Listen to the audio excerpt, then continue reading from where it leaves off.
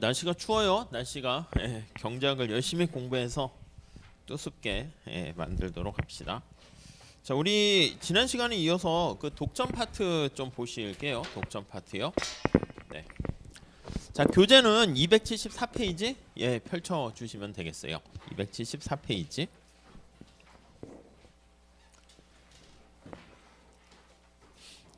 자, 우리가 이제 뭐 살짝 보면 독점 시장이다. 요거는 이제 완전 경쟁에 비해서 이 완전 경쟁 시장이 상당히 이상적인 상황이에요. 그래서 요거는 사실 현실에 존재하기 쉽지 않은 건데 엄청나게 치열한 경쟁 속에서 뭐 개별 기업 입장에서는 뭐 힘들 수는 있겠지만은 시장에서의 자원을 낭비 없이 효율적인 배분을 하는 상태가 되죠. 근데 반면에 이제 독점은 아시겠지만 기업의 수가 한개 이렇게 존재해서 시장을 자기 마음대로 하는 거야. 시장을 자기 마음대로 한다는 것은 무슨 뜻이냐면 시장을 좌지우지하는 건데 시장에서 제일 중요한 게 가격이죠.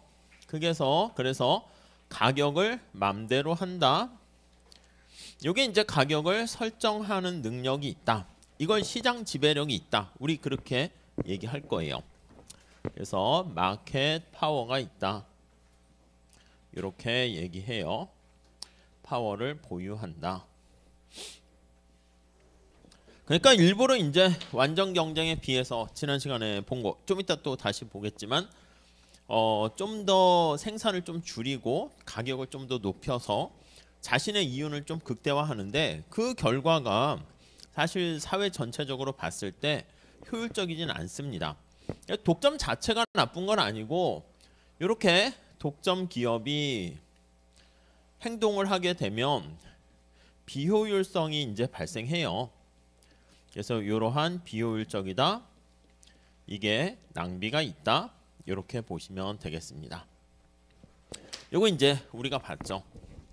살짝 복습 다시 해볼게요. 그럼 독점은 어떻게 자신의 어떤 선택을 합니까? 라고 하면 이게 우선 중요한 건데 시장 지배력이 있다. 가격 설정자다. 라고 하면은 이게 디맨드 곡선이 우하향한다. 이렇게 얘기를 할 수가 있어요.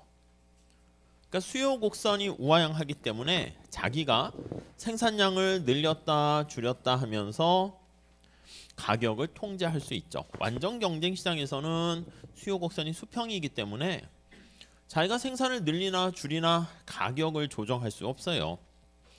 자, 이런 상황에서요. 요거 MR 개별 기업 입장에서는 생산을 한 단위 할까 했을 때 이득이 얼마나 증가하지? 그게 MR이고요. 물론 생산하는 과정에서 비용이 발생해요. 그게 바로 MC 이렇게 되죠. 그래서 이윤극대 산출량은 여기 MR과 MC가 같아지는 데서 생산을 결정합니다.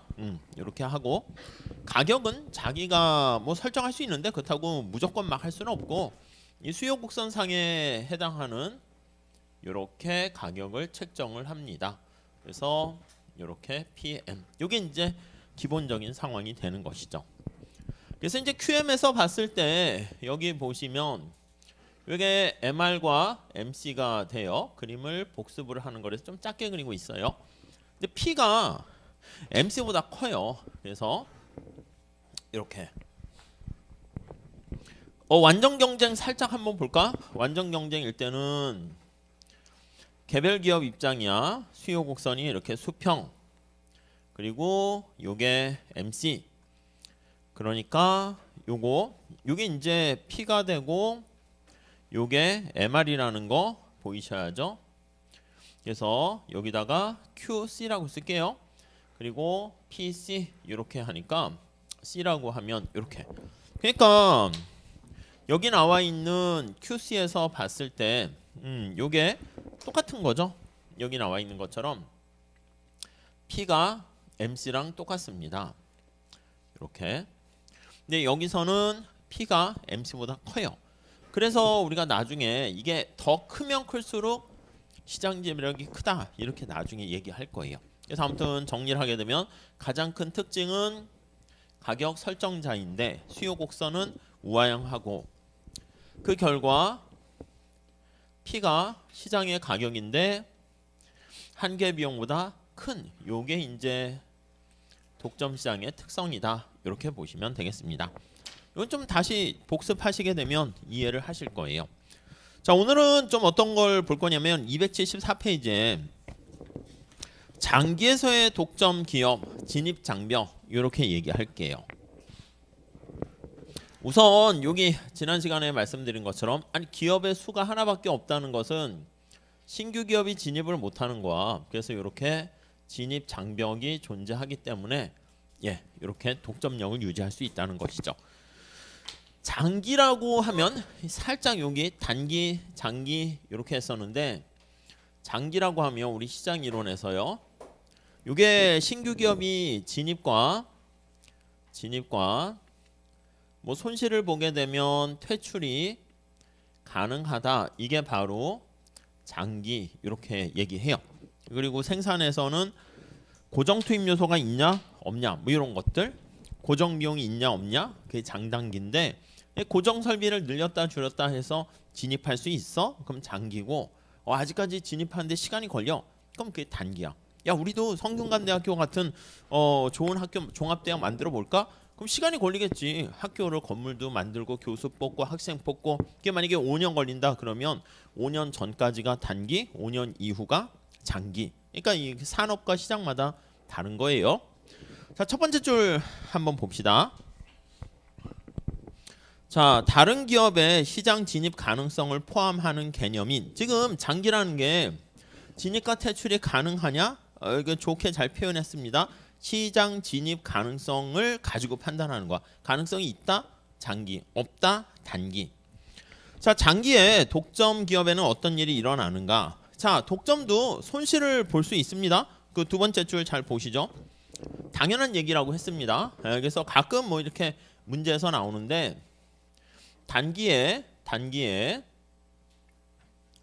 독점 기업은 손실을 볼 수도 있어요. 손실을 볼 수도 있다. 이렇게. 그래서 볼 수도 있어. 자, 거기 이해가 있습니다. 두 번째 줄. 독점이라는 생산자는 기업이 딱 하나 있다는 거지. 하나 있어서 자기가 플러스 이윤을 누린다는 얘기는 아닙니다. 그래서 거기 보시면 기업이 하나밖에 없는데 사람들이 물건 안 사면 그럼 뭐 판매가 안 되면 손실을 볼 수도 있지. 근데 안 사는 이유가 이제 가만히 봤더니 잘 몰라서 그럴 수도 있는 거야. 그러니까 내가 좀만 버티면 고객들이 알아주겠지. 그래서 시간이 길게 가면 뭐 그럴 때는 플러스 이윤을 누리게 될 겁니다.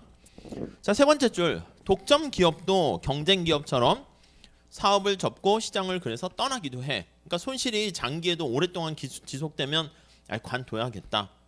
물론 이제 또 플러스로 전환되면 계속 있어야지. 그렇게 얘기하게 됩니다. 자, 그런데 네 번째 줄 볼게요. 독점 기업이 양의 이윤을 누리게 된다면 볼 수 있는데 만약에 독점 기업이 우리 완전 경쟁처럼 이게 양의 이윤이야 플러스 이윤이야 양의 이윤을 누리게 되면 아니 그러면 신규 기업이 들어오지 않겠습니까? 야 저거 사업 아이템이 괜찮은데 나도 해야지 이렇게 해요. 그래서 경쟁 시장에서처럼 다른 기업이 진입할 수도 있는데 자 사업가적 아이디어로 시작한 기업이 잠시 독점적 지위에 있다가 경쟁 기업 중에 하나로 전락한 경우가 실제 많대요. 그러니까 거기 예를 들어서 설명하고 있어요. 1970년대 캘리포니아에 게리 달은 애완도를 만들었대요. 뭐 강아지나 야옹이 인형인가 보죠. 그래서 애완도를 만들었어. 처음에 아이디어가 괜찮습니다. 그래서 사람들이 막 구매를 하니까 양의 이윤을 얻게 되었고 아직 신규 다른 경쟁자도 없어. 자기 혼자 독점이었어요. 근데 이게 시장의 경쟁을 통해 가지고 뭔가 사업 아이템이 괜찮으면 미투 상품이 등장해서 똑같이 따라하는 기업들이 쉽게 들어오는 거. 우리도 하면 되지 뭐.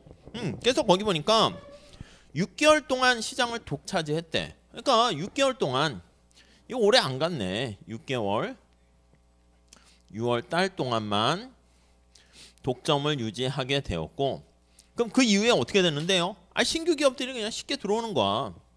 그래서 신규 기업들이 엔트리 하게 되니까 이 뭐야, 경쟁자들이 왕창 들어오는 거지. 뭐 인형 만드는 게 뭐 그렇게 어렵습니까? 엄청난 기술을 요하는 것도 아니잖아. 그러니까 6개월 이후에 바로 독점력을 상실했다라는 걸 알 수가 있습니다. 자, 그래서 거기서 우리가 알 수 있는 것은 뭐냐면, 그래서 이 제품 자체는 사라지기도 했대요. 가격과 이윤이 낮아지게 되면서 뭐야, 이게 남는 장사가 아니잖아, 에이 접어, 이렇게 되는 경우도 있었대요. 자, 그래서 옆에 독점 기업이 계속 지위를 유지하려면 새로운 기업의 진입을 막는 요소가 있어야 된다. 그러니까 우리가 독점의 개념 자체가 기업이 하나 있어야 되잖아. 그러니까 이게 장기에도 독점이라는 말이 성립하려면 당연히 장기에 진입 장벽이 있어서 진입을 할 수가 없어야 돼요. 그래서 독점의 가장 큰 특징 중에 하나가 진입 장벽이 있냐 없냐. 있어야, 그래야 진입을 못해야지 독점적인 지위를 유지하겠죠. 자, 그러면 다음 달락 한번 볼게요. 앞에 그림에서 양의 이윤을 이렇게 누리고 있다라고 하면은 이거는 다른 기업들이 두 번째 줄에 시장에 들어올 수 없거나 경쟁을 통해서 그들을 시장에서 몰아낼 때, 아니면 이제 진입 장벽이 있어서 요거는 신규 기업이 못 들어오는 거야. 신규의 진입을 억제하는 효과가 있고요. 저기요, 진입 장벽이 있는데 이미 들어와 있거든요. 그럼 어떻게 돼? 기존 기업이 이제 치열하게 내쫓아야 되는 거죠, 밖으로. 그래서 거기 보시면 내쫓아서 시장에서 몰아내는 거야. 그래서 진입 장벽, 기존 기업은 기존 기업을 축출을 하는 거야. 몰아내야지. 몰아내야. 자기 혼자 우뚝 쓰는 것이죠. 자, 여기서 초과 이윤을 내고 있는 시장에 새로운 기업이 진입하는 것을 막는 요소, 이걸 진입 장벽이라 하고요. 이런 진입 장벽이 있을 때 가능하다. 그러면 그래요? 진입 장벽이 중요하네. 이 진입 장벽은 어떻게 구축하는데요? 요거 한번 볼만하죠. 뭐 현실에서 많이 사용되는 거죠. 자, 첫 번째 진입 장벽 요인이 규모의 경제가 있다라고 보시면 되겠습니다. 규모의 경제. 규모의 경제는 우리 생산 비용, 생산 함수에서 얘기했습니다. 규모가 커지면 커질수록 경제적이다, 비용이 떨어진다, 이 뜻입니다. 자, 그래서 첫 번째 줄에 잘 설명되어 있네. 생산량이 증가해요. 증가하는데 이때 평균 비용이 하락하는 거와 에버리지 토탈 코스트가 하락해요. 요 용어들을 빨리빨리 익숙하게 만드세요. 이게 오히려 시간이 걸려요. 자, 생산 기술에 대해서 얘기했습니다. 그럼 언제 이런 게 됩니까 하면요, 두 번째 줄, 규모의 경제가 전체 시장 규모에 비해서 매우 클 때 생산 규모에 의한 비용상의 우위를 차지할 수 있고 독점력을 갖게 된다. 이렇게 나와 있어요. 그러니까 이게 시장 규모와 관련해서 볼 수가 있어요. 예를 들면 우리나라가 이렇게 있어요. 병원 가지고 보면 좋을 것 같아요. 우리가 만약에 삼성병원이나 서울대 같은 이런 병원이 있을 때 종합병원 환자 수라고 하면은 최소한 종합병원이 운영되려면 나름대로의 어느 정도 규모 사이즈가 있어야 되잖아. 병실의 개수가 뭐 한 500명은 받을 수 있어야지 이렇게 평균 단가가 최소가 되고, 이걸 우리가 평균 비용이라고 보시면 돼. 에버리지 토탈 코스트, 평균 총 비용. 여기가 바로 평균 비용이 최소가 되는 최소 효율 규모, 이렇게 얘기합니다. 최소 효율 규모.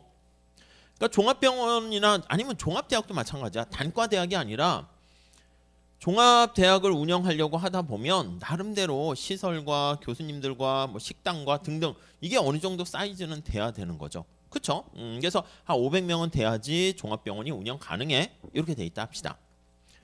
자, 그런데 만약에 여기 서울이라고 할게. 서울에는 좀 이제 환자들이 좀 많으니까 환자가 고객의 수가 2,000명 이렇게 있다고 할게요. 예를 들면 이렇게. 근데 여기가 제주야, 제주 같은 데도 어떻게 제주 사람들도 종합병원의 혜택을 누려야 되지 않습니까? 여기 해가지고 제주도에도 종합병원을 하나 지어달라, 아니면 거기 도지사나 국회의원이 종합병원을 유치하겠다 이렇게 얘기했어. 근데 환자 수가 만약에 200명 이렇게 있다라고 할게요. 그러니까 수요가 좀 작은 거야. 자, 만약에 서울이라고 할게. 서울 같은 경우는 지금 2,000명이 있으니까 이렇게 삼성병원 500명이 가장 최소 효율 규모 최적 상황인데 수요가 이렇게 큰 거야. 이렇게 서울의 수요는 좀 이렇게 커요.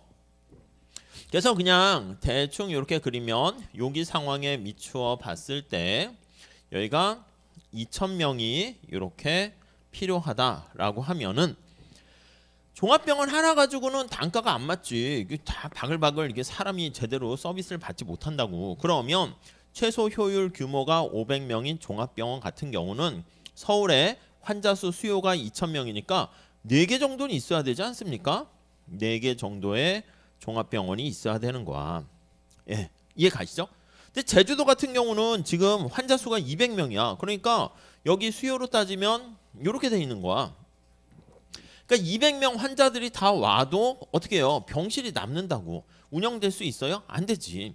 그러니까 언제 독점 기업이 유지됩니까? 하면요. 만약에 혹시나 약간 낭비가 되지만 제주에 이렇게 삼성병원이 한 개 존재하고 있다라고 할게요. 만약에 종합병원이 한 개 존재해요. 종합병원이 제주에 한 개 존재하면 독점이잖아. 독점 존재시. 그러니까 우리가 이제 또 이걸 잘못 배우면 독점이니까 독점은 나쁜 거야. 여기에다 경쟁을 시켜서 삼성 말고 종합병원을 2-3개 짓자 이러면 어떻게 돼? 안 그래도 하나 있어도 지금 그 병실을 꽉 채우지 못하는 상황인데 2개 들어오면 더욱더 낭비라고. 이해 가시겠습니까? 그러니까 오히려 제주 같은 경우는 또 환자 수가 늘어나서 200명이 아니라 300명, 400명 늘어나면 평균 단가가 더 떨어진다고. 그러니까 차라리 이런 경우는 제주도에 종합병원을 하나 만들어 주고요. 환자를 병실을 다 채우지 못했잖아. 그러니까 뭐 중국이나 일본의 외국 사람들, 동남아 사람들이 와서 이렇게 병원을 이용할 수 있도록 오픈을 해주게 되면 차라리 오히려 또 운영이 가능할 수도 있다는 거죠. 근데 여기다가 병원을 2개, 3개 짓는 거는 바람직하지 않다는 거예요. 그래서 간단한 예를 말씀드렸는데 책에 있는 예를 통해서 한번 볼게요. 자, 거기 다양한 형태로 나타날 수 있는데, 자, 2번째 달랑 첫 번째 줄, 전선을 사용하는 서비스, 이거 망 서비스라고 해요. 그래서 대표적인 예가 전선, 이게 이제 네트워크죠. 네트워크 산업 이렇게요. 아니 우리 첨단 뭐 컴퓨터 같은 네트워크 망이라든가 아니면 상하수도 아니면은 철도나 지하철 이런 거 고속도로 이게 다 거미줄 같이 쫙 연결됐을 때 효과가 있게 되는 거죠. 만약에 서울에서 인천까지 철도가 하나 있어. 나름대로 없는 것보다는 낫긴 하겠지만 그렇게 시너지 효과를 누리지 못할 겁니다. 근데 철도라든가 뭐 상하수도라든가 이거 만드는 데는 초기에 비용이 엄청나게 많이 들어요. 그렇잖아. 그러니까 이런 경우에는 초기에 고정 비용이라고 할까? 고정 투입 비용이 엄청 커요. 엄청 커. 네트워크망을 구축하는데 이렇게. 근데 이제 그걸 구축을 했어? 그럼 거기다가 이제 추가적으로 뭐 승객이라든가 이용자를 거기다 한 명 더 사용할 수 있게 하는 데는 별로 비용이 많이 들지 않습니다. 그러니까 우리 사실 지식 같은 것도 그래. 우리가 소위 말하는 뭐 경제학, 뭐 여러분들의 전공 생각하면 영어 같은 것도 마찬가지예요. 처음에 영어 시작하려고 해봐. 아니 그 ABCD부터 해가지고 그 언제 그걸 다 합니까? 근데 이제 처음에는 뭐 아무것도 모르지, 잘 모르지, 해도 모르겠고 경작도 그렇지. 그러다가 어느 순간 가서 네트워크가 거미줄 같이 이렇게 쫙 되면 그럼 약간 이제 물리가 튄다고 해야 될까? 그때부터는 갑자기 지식의 확장 속도가 팍 이렇게 커져요. 그러니까 우리가 뭐 오픈 AI 같은 것도 인공지능도 지금 뭐 인간이 뭐 더 낫네 어쩌고저쩌고 하는데 어느 특이점이 도달하게 되면 갑자기 그게 확 커지면은 걷잡을 수 없이 그냥 눈덩이 커지는 것처럼 커지는 거죠. 그러니까 초기에 고정 비용이 엄청 큰 경우, 여러분 이거 앞에 비용 함수 다시 한번 보세요. 생산이 증가할 때 평균 고정 비용은 이렇게 생겼고요. 그리고 가변 비용은 이렇게 생겼어요. 가변 비용은 이렇게 생겼다라고 해요. 그 요거 두 개를 합한 게 여기 나와 있는 요거 두 개를 합해서 평균 T자 빼도 돼. 평균 비용 이렇게 표현을 할 텐데 약간 느낌이 얘는 이거 두 개 더한 거야. AFC와 더하기 AVC. 요 비용 파트 다시 한번 체크해 보세요. 근데 얘와 얘를 두 개 더한 건데 이게 뭐 엄마고 이게 아빠라고 할게요. 근데 요 자녀가 태어났는데 엄마랑 아빠를 서로 닮았을 거야. 근데 누구 유전자가 좀 더 많이 세게 작동됐냐면 요게 여기 보시면 가변 비용보다 초기에 고정 투입 비용이 엄청 큰 거니까 요거에 대한 비중이 훨씬 큰 거야. 그러니까 요 평균 비용 곡선이 어떻게 생겼습니까 하면 전체적으로는 U자가 되는데 지금 상황에서는 이렇게 우하향하는 이런 형태, 증가하는 것까지 가지도 않고 그렇게 되는 경우가 바로 여기 나와 있는 규모의 경제가 존재하는 상황이다. 그래서 오른쪽에 그림 나와 있잖아요. 뭐 언젠가는 U자가 될 수 있지만 이렇게 확 계속 많이 떨어지는 이렇게 닮은 거라고 보시면 되겠어요. 자, 다시 책으로 가볼게요. 두 번째 줄 보시죠. 자, 전선을 사용하는 경우에 전선을 깔아야 되니까 초기에 비용이 많이 들어가고요. 두 번째 줄 통신선을 사용하는 전화 서비스. 그렇지, 지금 얘기한 것처럼 전봇대와 통신선을 설치해야 되고 어떤 한 기업이 중심 통신선을 설치한 다음에 추가적인 고객 서비스 제공. 밑줄 치세요. 그게 뭐야? 가변 비용이야. 추가적으로 한 명 더 거기에 이제 세팅된 다음에 이용하세요. 하는 비용은 사실 뭐 그렇게 큰 거는 아니라고요. 유지 보수하는 비용은. 자, 그래서 간선 통신만 설치하게 되면 비용상 우위를 가질 수가 있고요. 탐색 서비스를 제공하는 산업, 거기서도 마찬가지예요. 그러니까 이것뿐만 아니라 통신, 탐색, 우리가 요즘 얘기하는 산업들은 다 이런 거 아니겠습니까? 검색 서비스 이런 거요.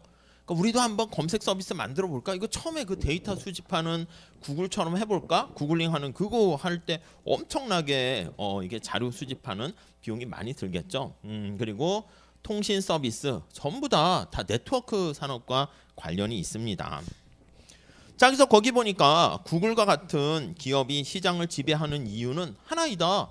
그러니까 어느 하나의 승자 독점 기업이 다 계속 더 커지니까. 야, 이것도 마찬가지야. 우리 경제학이나 이것도 마찬가지입니다. 공부를 하다 보니까 아니면 내가 영화 평론가가 되려고 해. 자꾸 영화를 보게 되니까 이게 어느 정도 우위에 섰는데 그게 계속 더 빠르게 앞서가니까 뒤에 따라오는 사람이 따라올 수가 없는 거야. 그런 상황이 발생을 하고 있습니다. 물론 이제 손흥민 같은 축구 선수는 어떻게 돼? 압도적인 우위를 가지고 있어도 나이가 들면은 신체적인 그런 것 때문에 어느 정도 쇠락길에 들었으면 이제 또 후발자가 기회가 생기는데 지금 여기 나와 있는 무슨 뭐 구글이니 지식이니 이런 거는 뭐 우리가 뭐 특별한 경우 아니면은 오히려 그냥 계속 앞서가는 사람이 더 빠르게 앞서갈 수밖에 없는 상황이 되는 거죠. 자, 더 나가서 규모의 경제 현상은 광고에서도 나타나고요. 마케팅에서도 나타나고요. 이렇게 흔히 많이 볼 수가 있습니다. 그 예가 있죠. 시리얼 작은 규모의 기업도 얼마든지 생산을 할 수가 있어요. 근데 큰 규모로 생산해야지 생산 비용이 낮아지는 것은 아니다. 물론 우리가 자동차 같은 경우에는 현대자동차가 대량으로 생산했을 때 평균 단가가 떨어지는 약간 느낌이 이게 대규모죠. 그러니까 대량 생산했을 때 이득을 얻게 되는 거야. 생산 시 이점. 그런데 사실 뭐 자동차 이런 거 말고 이런 네트워크 말고 시리얼 같은 경우는 뭐 그냥 우리도 뭐 몇 개 옥수수랑 몇 개 해가지고 우유랑 타먹는 시리얼을 만들 수도 있을 것 같아. 소품종으로 해가지고 소량 생산해가지고.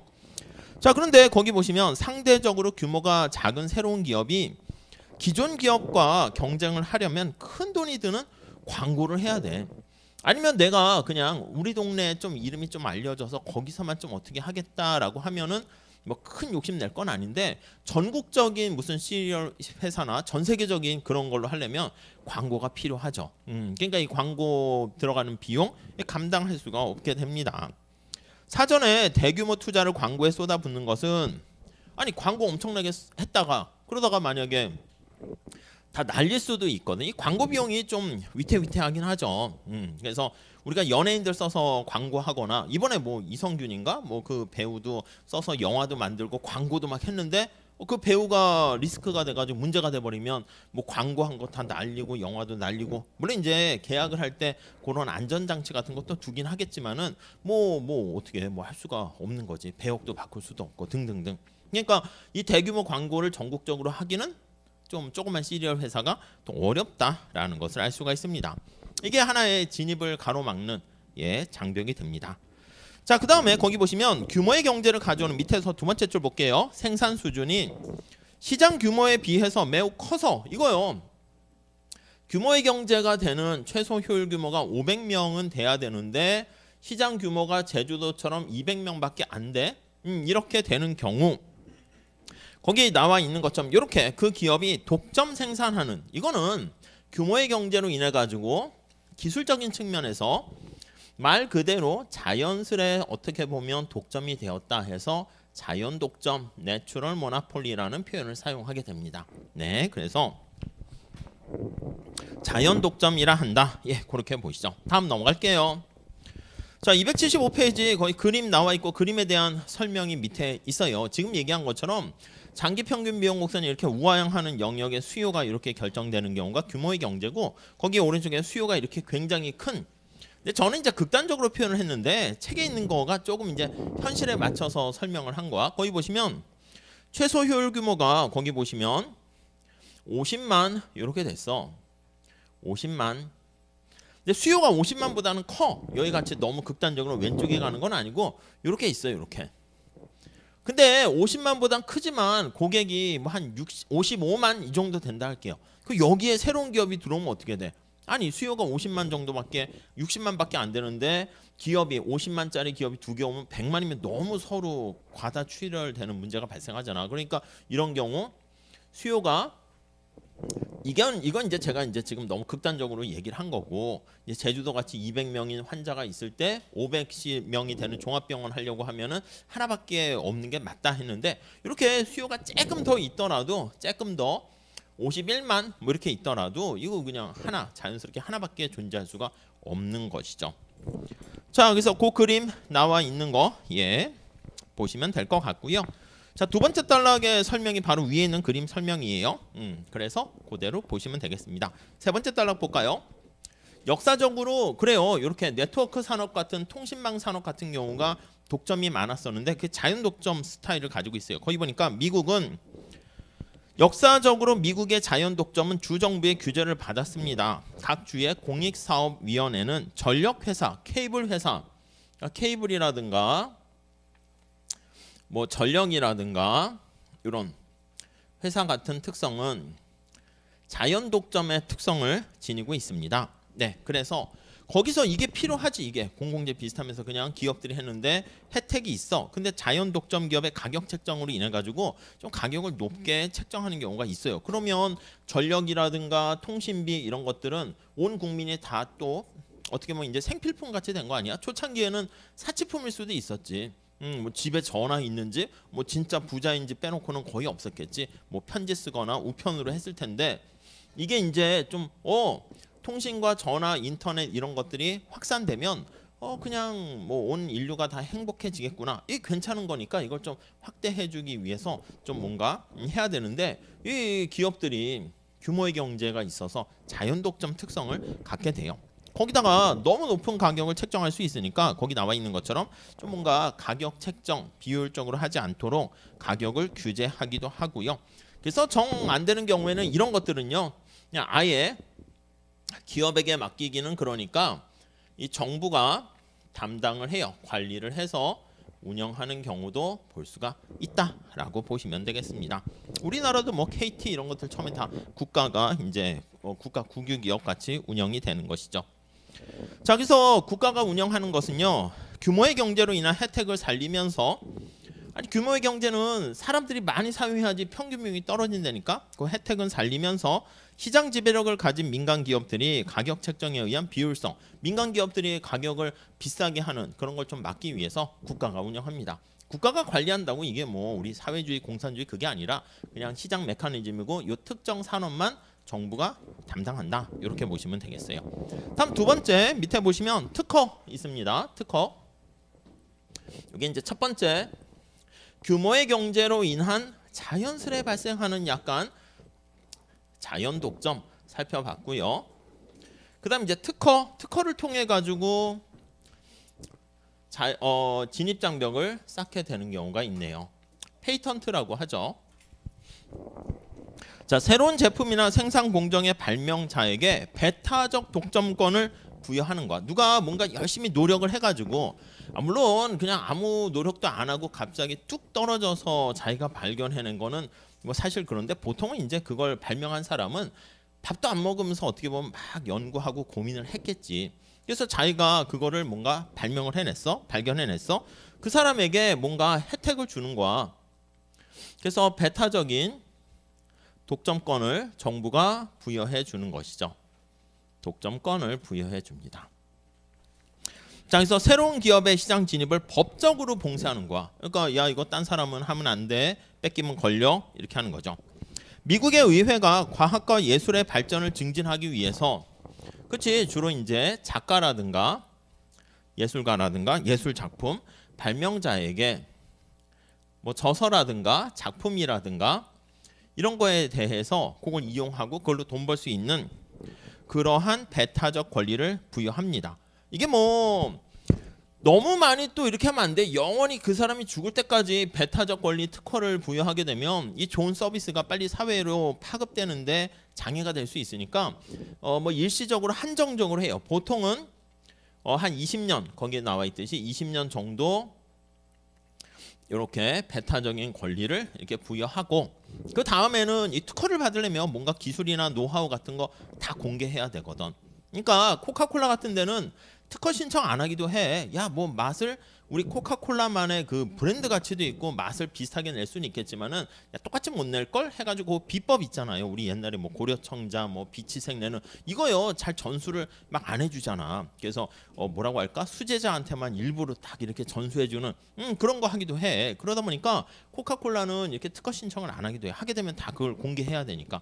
근데 대부분 이제 공개를 하게 되면 20년 정도 이렇게 보장을 받아요. 그러니까 되게 재미난 게 뭐냐면 옛날에 비아그라라고 아세요? 뭐 이렇게 있었는데 원래 이제 목적이 뭐 이렇게 뭐 탈모 등등등 이런 걸 하려고 뭐 어떻게 했었는데 이게 이제 사실 이제 뭐 새로운 발명도 보면은 뭐 페니실린이나 이런 것도 보면 우리가 아 이거 해야지 그런 게 아니야. 뭐 하다 보니까 얻어 걸리는 경우가 되게 많아요. 나는 원래 A를 생각하고 이렇게 쭉 가고 연구하고 했는데 갑자기 뭐 다른 어떤 부작용이라 할 수도 있는 등등등 그러한 혜택을 보게 되는 거지. 그러니까 여러분도 마찬가지야. 내가 만약에 뭘 해야지 하고 인생의 진로를 뭐 세우잖아. 글쎄 그거대로 잘 가지 않은 경우가 많을걸. 근데 이제 가다 보면은 또 우회 경로를 이탈하는 거지만 그 경로가 더 좋은 것도 발견하기도 합니다. 이걸 이렇게 하다가 보니까 쭉 가다가 우연찮게 이게 뭐 등등등 해가지고 효과를 보게 돼서 특허를 신청합니다. 특허를 얻게 됐는데 이게 뭐라고 한 20년 이렇게 되면 이게 다 어려운 약도 아니거든요. 그래서 등등등 뭐더라 뭐 발기부전 등등등 뭐 그런 거 할 때 효과가 있다고 그래가지고 했는데 특허이니까 딴 데가 쓸 수가 없는 거야. 근데 20년 끝난 다음에는 이거 다 내역이 공개돼 있고 하니까 그 다음부터는 막 짝퉁들이 막 이렇게 생기는 거지. 네, 그래서 그러면 이게 거의 독점적인 상황이었는데 여기 특허 기간이야. 특허 기간 동안에는 여기 나와 있는 것처럼 독점 이렇게 됐는데 특허가 만료됐어. 그럼 이제 유사 상품을 비슷하게 다 만들어도 돼. 그러니까 막 만드는 거죠. 삐아그라니까 뭐 씨아그라 뭐 이렇게 막 만드는 거야. 뭐 디아그라 등등등. 그래서 무수히 많은 복제품이라고 할 수 있는 게 등장해요. 거의 이게 독점적 경쟁 시장 같이 그렇게 되기도 합니다. 아무튼 특허라는 것은 이렇게 배타적 독점권을 부여하는 것이다. 거기 일정 기간이라는 게 중요합니다. 자, 특허는 마지막 단락 보시면 발명이나 혁신을 하게 만드는 인센티브가 있다. 아니 왜냐면 내가 이걸 열심히 해서 뭔가 발명이 되면 독점적인 배타적인 권리를 받을 수가 있으니까 거기 나와 있는 발명을 하거나 근데 이 발명이나 혁신이 사회를 이롭게 하는 거야. 그러니까 자신의 이득을 위해서 혁신과 발명을 했지만 사회의 긍정적인 이로운 널리 사회를 이롭게 인간을 이롭게 만드는 것이기 때문에 좋은 거죠. 그래서 권장하는 거야. 그래서 이러한 인센티브를 제공한다. 이렇게 보시면 되겠습니다. 자, 연구에는 자원과 시간 많은 거에 투입되잖아. 그걸 다시 회수할 수 있어야 되는 거지. 특허라는 보호 장치가 없으면 누군가가 뭔가 영화 작품을 만들었어. 연극이 아니라 영화 작품 만들었더니 그걸 다 복제해 가지고 막 나르거나 새로운 소프트웨어를 만들었어. 근데 그거를 그냥 쉽게 카피하는 그걸 통해 가지고 너도 나도 하게 되면 누가 이걸 만드는데 사용을 하겠습니까? 그렇게 되는 거죠. 자, 넘어가도록 하겠습니다. 자, 그래서 거기 보시면 276페이지 거기도 보면 그래서 누가 이렇게 복제를 하거나 복사를 하게 되면 발명이나 혁신을 위한 연구는 줄어들게 되고 그게 인류에 별로 좋지 않게 되겠죠. 자, 그리고 특허는 한편 경쟁을 제한하여 연구 결과물의 혜택이 시장을 통해서 소비자에게 흘러들어가는 속도를 늦춘다는 그치 20년 동안 딴 애들이 막 이렇게 확산하는데 저해가 될 수 있잖아. 그런 것도 있지만 뭐 나름대로 편익과 비용을 고려해 가지고 그래도 특허를 하는 게 좀 더 인센티브를 촉진하는 효과가 있으니까 특허 제도를 운영하고 있다. 이렇게 보시면 되겠습니다. 그러니까 이게 우리 몇 년을 해야 될 것인가 이것도 경제학에서는 관심이 있어요. 산업마다 최적 특허 기간 해가지고 특허 기간을 야 요즘같이 빠르게 변화하는 시대에 20년은 너무 긴 거 아니야? 한 5년 정도 해줘도 되지 않을까? 뭐 그럴 수도 있어. 그래서 특허 기간을 어떻게 설정할 것인가 이것도 중요한 이슈가 됩니다. 그 정도 보시고요. 자, 그다음 세 번째 정부의 규제 이게 있습니다. 정부가 못하게 하는 거지. 그래서 정부의 규제를 통해 가지고 지금 우리가 하는 토픽이 뭐야? 진입장벽을 구축하는 방법들 이거입니다. 정부가 만들어 주는 거야. 자, 정부의 규제가 독점을 유발하는 예 중에 하나가 그게 또 특허다. 뭐 좀 같은 말이긴 한데 특허는 누가 줍니까? 정부가 주는 거야. 그래서 거기 보면 특허의 경우 정부 규제가 혁신을 자극하는 정당성이 있고 어떤 경우에는 시장 진입을 제한하는 진입장벽을 쌓게 하는 거니까 그런 양날의 검이라고 볼 수 있습니다. 그래서 미국의 대부분 주정부는 세 번째 줄 보니까 알코올 판매를 제한하고 있대. 그래서 실제로 아이오와 뭐 메인 등등등 해서 펜실바니아 등의 주정부가 술을 관리하고 상점에만 판매를 하고 있습니다. 근데 대부분 주는 또 복권 판매를 정부 독점 기업에 판매합니다. 그러니까 복권 이런 것도 정부에서 담당을 하게 되는 거죠. 여기서 얻게 되는 돈은 뭐 유용하게 이롭게 쓰기 위해서 뭐 이렇게 나름대로. 자, 그러나 규모의 경제가 발생하지 않거나 평등성에 문제가 되지 않을 때 정부가 독점적으로 어떤 사업을 해야 한다? 뭐 이거는 사실 설득력을 또 얻지 못하기도 합니다. 자, 정부의 역할을 옹호하는 주장은 특히 사회 전체에 큰 피해를 주는 범죄와 같은 행위를 민간 기업이 해서 이로부터 이윤을 챙기려는 것을 정부가 막아야 된다. 뭐 그런 측면에서 정부가 규제를 하기도 하는데 이 규제에 대해서는 뭐 예거리가 너무 많으니까 책에서도 언급 좀 하다가 좀 말았습니다. 근데 나름대로 정부에 의한 독점은 이렇게 복권 등을 통해 가지고 정부의 수입을 획득하게 되는 수입을 증가시키는 그러니까 우리가 세금 같은 걸 통해 가지고 조세를 부과해서 정부가 운영되려면 돈이 필요하잖아. 근데 이 복권을 통해서 수입을 또 걷어서 이 돈 가지고 가난한 사람을 또 도와주게 되면 나름대로 좋은 거 아니야? 할 수 있겠죠. 근데 되게 아이러니컬한 게 복권을 막 사는 사람들을 봤더니 부유한 사람, 부자들이 사기보단 또 가난한 사람들이 신랄 같은 희망을 통해서 막 돈을 내니까 이 가난한 사람들한테 복권 걷어서 또 가난한 사람 도와주니까 이게 약간 좀 아이러니컬하기도 한데 아무튼 뭐 복권 이런 것도 정부가 만드는 규제. 다음 네 번째. 자, 희소한 자원을 소유합니다. 희소한 자원을 소유해 다른 데가 사용하지 못하도록 다 싹쓸이 하는 거야. 그래서 거기 보니까 대표적인 게 다이아몬드 회사를 얘기합니다. 거기 드비어스라는 회사가 있어요. 드비어스 이렇게 이 다이아몬드 반지를 만들려면 다이아몬드가 있어야 되는 거 아니겠습니까? 근데 이 다이아몬드 광산에 얘가 전 세계 남아공에 있는 뭐 그쪽의 광산을 거기 보시면 뭐 거의 한 뭐 100%까지 아닌데 뭐 대부분을 얘네들이 가지고 있어. 그러면 우리도 다이아몬드 반지를 만들어야 되지 않겠어? 라고 하는데 다이아몬드를 못 구해. 그럼 뭐 못 만드는 거잖아. 그러니까 이 생산 요소 원료를 얘네가 독점적으로 소유하게 되는. 그리고 거기 보시면 알코아라는 회사도 있었어요. 알코아. 얘네들은 거기 나와 있는 알루미늄을 생산하는 그 원료를 얘네들이 독점적으로 소유하고 있습니다. 그러다 보니까 뭐 다른 애들이 진입하기가 어려워. 알루미늄이나 다이아몬드 반지 이런 거야. 그래서 우리가 얘네들은 이제 또 광고를 해서 자기네 자리를 이렇게 탄탄하게 구축하는 그런 효과도 있어요. 뭐냐면 아니 결혼할 때 예물로 보통 다이아몬드를 많이 사용하거든. 얘네들이 뭐 007이나 뭐 이런 영화 같은 데도 막 해가지고 뭐 다이아몬드는 영원하다 막 이렇게 막 해서 세뇌를 시키는 거야. 전 세계 인류를 막 가스라이팅을 시켜가지고 어떤 이제 커플이 결혼을 했다라고 해요. 그러면 이제 결혼할 때 결혼 반지를 뭐 사파이어 뭐 이런 거 있잖아. 뭐 다이아몬드가 아닌 진주 이거 했더니 막 화를 내는 거야. 여자가 아니면 남자도 화를 내. 아니 여자가 야 이게 뭐야? 왜 나한테 사파이어 뭐 이런 걸 줘? 그러니까 야 이거 괜찮은 보석인데 야 우리 사랑이 영원해야지. 그 다이아 아니면 안 된다고 하는 거니까.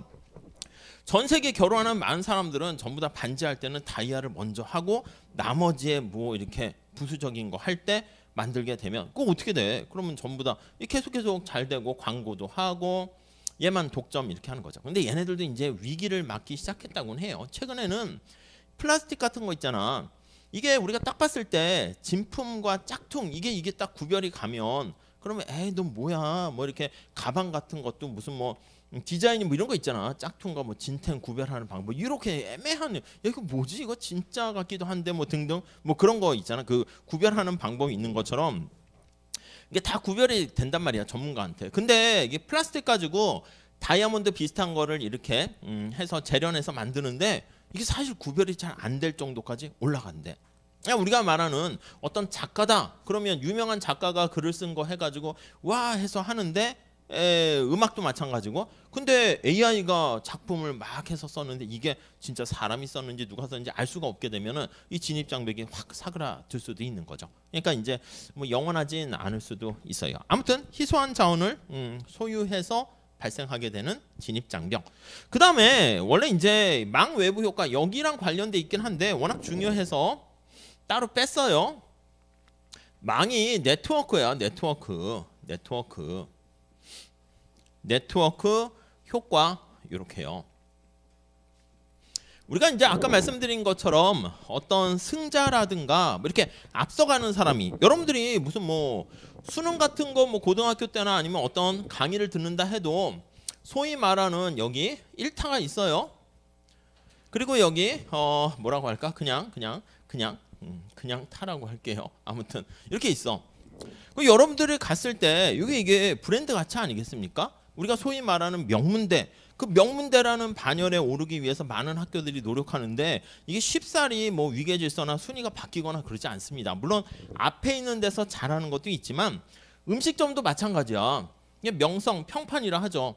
야 어디 갈래? 그러면 사람들이 많이 몰리는 데로 갑니다. 많이 몰리는 데로 가고 이쪽으로 이제 가는 사람은 이 돌연변이나 아니면 좀 약간 청개구리 같은 사람들만 한두 명 가고 이렇게 되는 거지. 그러니까 우리가 이쪽에 점차 커지면 아까 말씀드린 것처럼 물론 이게 이런 것들도 같이 관련이 있긴 있어요. 아니 우리가 삼성폰 살래 아니면 사과 애플폰 살래 아니면 어디 뭐 인도에서 만든 폰 살래 그럼 여러분 어떤 거 할래요? 가격 차이가 뭐 그렇게 차이가 없으면 그냥 애플이나 삼성 요즘 또 뭐 젊은 친구들은 애플 쪽 많이 쓰고 막 그런데면서요. 그러니까 그 쏠림 현상 되는 게 다 이게 네트워크야. 이렇게요. 그러니까 누군가가 뭐 인스타를 한다 그럼 인스타 안에 들어가야지 서로 소통도 하고 DM도 보내고 이렇게 또 친구 간에 그렇게 되는 것이기 때문에 이 한쪽으로 몰리게 되면 계속 몰려요. 이렇게. 그러니까 우리가 신용카드도 마찬가지야. 신용카드가 이제 현금처럼 우리가 사용하는데 음식점이나 이런 데서 신용카드로 안 받아도 돼요. 이거 뭐 반드시 현금 화폐처럼 딱 내서 결제해 주세요 했는데 아 우리 이거 신용카드 안 할래요. 현금 주세요 해도 할 말 없어. 그러니까 현금 같은 건 받아야 되는 거지만 안 써도 돼. 신용카드사 입장에서는요. 대신 가맹점들에게는 뭔가 혜택을 주겠지. 우리 카드로 결제할 수 있게 해주세요. 그러면 얼마 좀 수수료도 내겠지만 얼마 혜택도 줄 수 있고요. 처음에는 신용카드 같은 것을 음식점에서 안 받았더니 자기만 손해요. 왜냐면 학생들이나 손님들이 저 결제할게요 신용카드 하려고 했는데 우리는 카드 안 받아요. 이러면 오히려 고객들이 떨어져 나간다고. 그래서 음식점 갈 때도 야 이쪽 음식점 갈까 했더니 야 저쪽은 신용카드 못 받는데 그러면 그럼 이쪽으로 가자. 이렇게 되니까 음식점들이 자발적으로 신용카드도 결제하는데 받게 되는 것이고 대신 오히려 신용카드사한테 오히려 또 수수료를 내게 되는 거죠. 가맹점들도. 근데 신용카드가 여기가 있고 여기가 있어요. 근데 너도 나도 신용카드를 많이 쓰면 음식점이나 가맹점도 뭐 성균 신용카드가 있다고 할게요. 혜택도 많아. 이제 보너스나 무슨 뭐 그런 것도 많고. 그러니까 당연히 신용카드 가입할 때 이쪽 가는데 여기는 혜택도 없고 받는데도 별로 없고 이렇게 되면 사람들이 다 이쪽으로 가게 되는 거죠. 그러니까 이러한 네트워크 외부성이라는데 이런 것들도 많이 볼 수가 있어요. 급기야는요 우리가 이쪽의 네트워크랑 이쪽의 네트워크 두 가지 네트워크가 있어서 양쪽 측면에서의 네트워크다 해서 투사이디드 마켓 이런 것도 있거든요.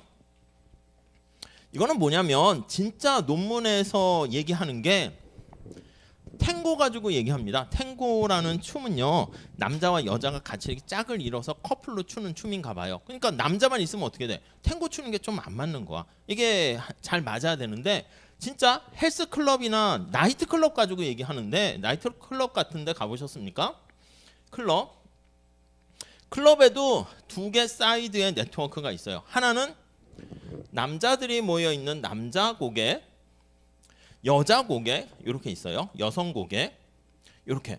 어떤 남자 친구들이 야 해가지고 간만에 뭐 군대를 갔거나 휴가를 나갔거나 뭐 할 때 야 우리 클럽 한번 갈까? 했더니 여기 갈까? 성균 나이트클럽 갈까? 아니면 여기 또 하나 생겼대. 여기는 경제 나이트클럽이라 합시다. 야 거기 어때? 했더니 사람도 별로 없어. 여기 남자들이 클럽 갈 때는 어딜 보고 갈까요? 춤추는 것도 있지만 여성이라는 네트워크를 보고 가고요. 또 여성의 네트워크는 남성 네트워크, 남자들이 괜찮은 사람들이 어디가 많은가 이걸 보고 간다고. 아니면 결혼 중개 회사 이거 남녀 같이 커플 매칭하는 거잖아.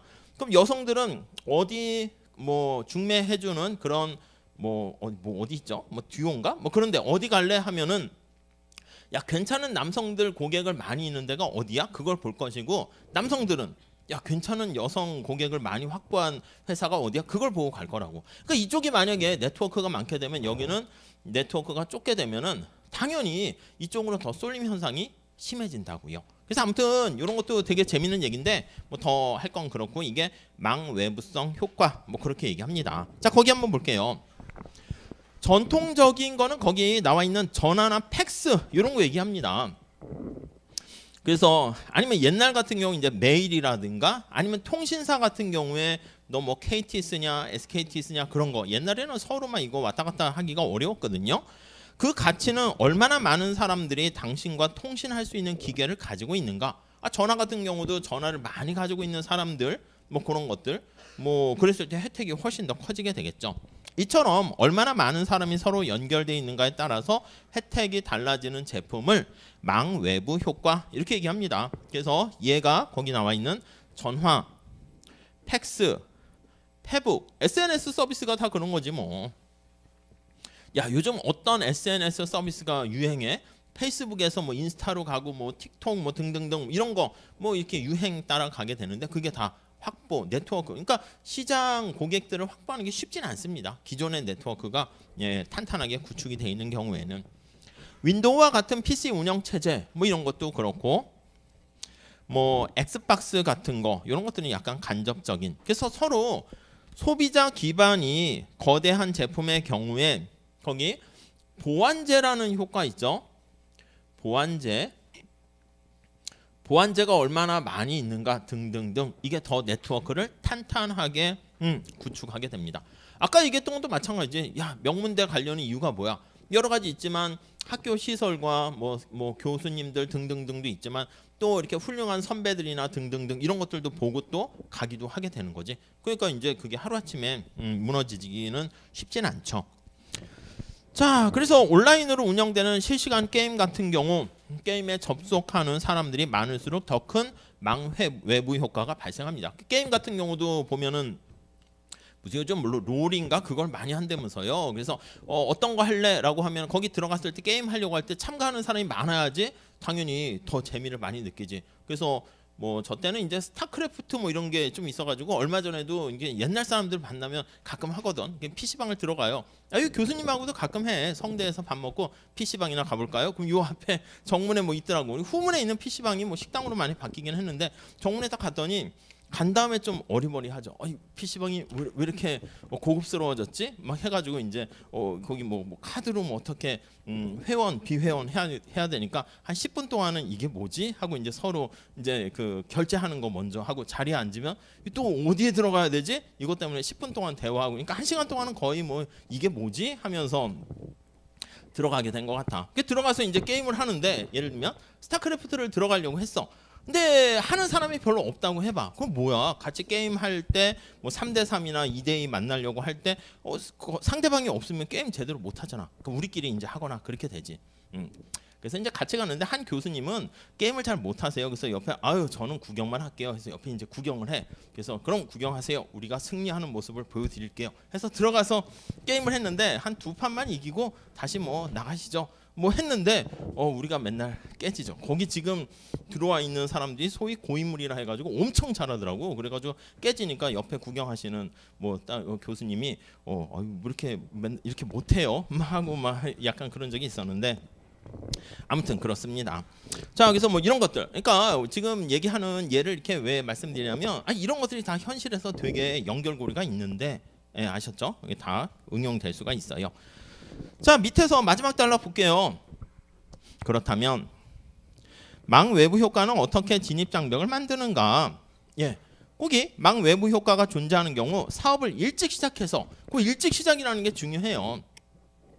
일찍 시작해서 큰 제품 기반을 지닌 기업은 새로 진입하는 기업에 비해서 경쟁 우위가 있다. 그러니까 우리가 이런 SNS 같은 거 할 때 유튜브 저도 뭐 조금 하죠. 유튜브를 하는데 그러면 어디 유튜브를 구독할까 하면은 컨텐츠가 좀 많아야지. 저도 컨텐츠 같은 거를 왕창 올려요. 그냥 막 올리는 거지. 원래는 자막도 달고 배경도 하고 막 이렇게 막 진짜 무슨 어디 학원이나 기업처럼 해야 되는데 그렇게 하다 보면은 제가 생각하기에 못해요. 그리고 열심히 만들어가지고 성대도 보니까 예전에 영상학과 이런 친구들이 있어가지고 졸업작품점도 하고 한대. 그래서 이제 제가 하게 되니까 야 너도 해라 했더니 자기도 하려고 그랬는데 첫 번째 오히려 전문가들은 잘 못하더라고.